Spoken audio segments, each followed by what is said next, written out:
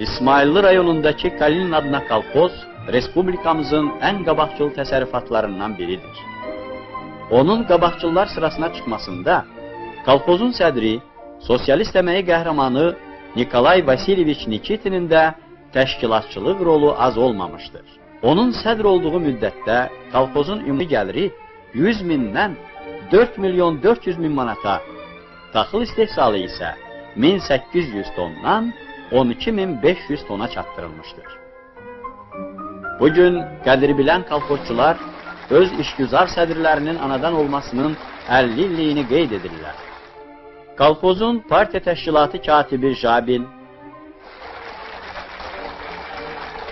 sosialist əməyi qəhrəmanı Qızqayıt Həsənova,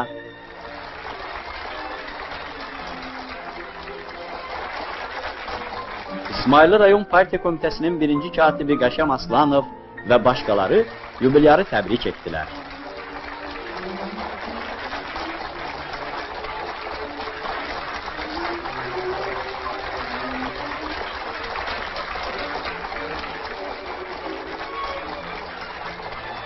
Nikolay Vasilyeviç Nikitin partiya və hökumətimizə öz minnətdarlığını bildirdi. Kolxozun keyfiyyət beşilliyində yeni plan və öhdəliyindən danışdı.